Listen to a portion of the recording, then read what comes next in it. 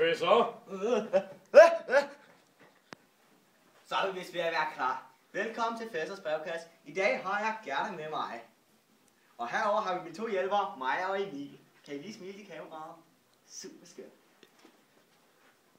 Hun har jo et spørgsmål til mig. Og hvad er det nu lige det er? Jeg er rigtig stor fan af dig, og jeg vil bare vide, hvad sinus og cosinus er for noget. Sinus og cosinus? Det var da et godt spørgsmål. For at regne det ud, har Fesser klargjort et lille Dias-show. Fessers brevkasse. Cosinus og sinus. Se her. Her er Laura, og her er Emil. Laura vil gerne vide, hvor højt der er op til dragen. Og det eneste hun ved er, at snoren er 100 meter lang, for det stod der på pakken til dragen. Og at der er en 30 graders vinkel hernede i hjørnet, fordi hun har en vinkelmåler. Hvordan regner vi så det ud, spørger du nok? Jo, vi bruger sinus. Til det, sinus det er, vi skriver sådan her. Sin. Og så skriver vi en parentes her, hvor mange grader. Det er 30 grader. Skriver vi 30 grader er lige med A, altså side A, divideret med 100. Godt. Okay, og når vi så har skrevet det, så gør vi sådan her. Det er jo lige lidt ligning, det der gør det ikke. Jo, så regner vi det også som ligning.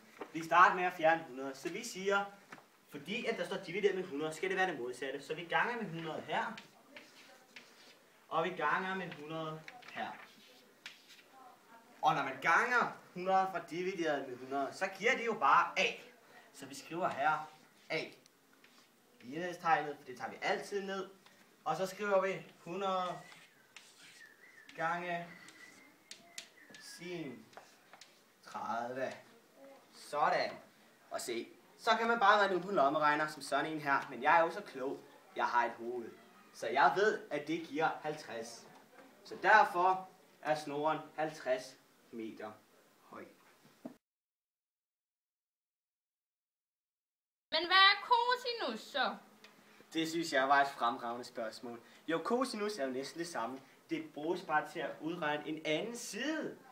Så det vil sige, hvis nu er Laura, hun gerne vil vide, hvor langt der egentlig er hen til Emil. Fordi hun savner Emil så meget. Hun vil se, hvor langt til detaljløb derhen, ikke? Så bruger vi cosinus. Cosinus, den skrives sådan her. Cos, parentes, skriver vi vinklen ned, ligesom før. 30 er lige med B, divideret med 100. Se, igen, der ligner det jo lidt en ligning, ikke? Så vi laver selvfølgelig lige, det er alt sammen lidt mere enkelt.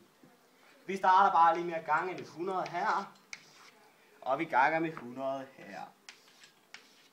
Og da gange og dividerer udligner sig selv, ender der med at stå 100 gange cosinus 30 er lige med B.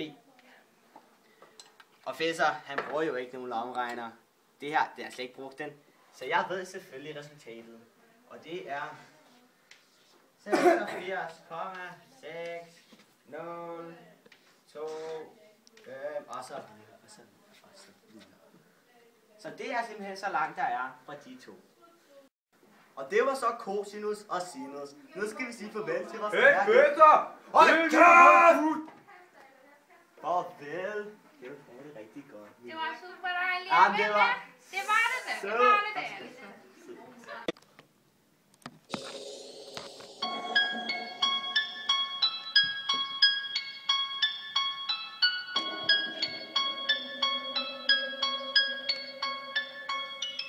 Jo, jeg er Fesser, jeg er ordentlig syg. Jeg regner de der stykker, det er her og dyn. Taler algebra, det er bare noget jeg kan. Og al regningen fucker op i min pan. Dag efter dag underviser jeg. Og hende der Gerda er lige ned for mig. Hvad siger man så? Så siger man Fesser.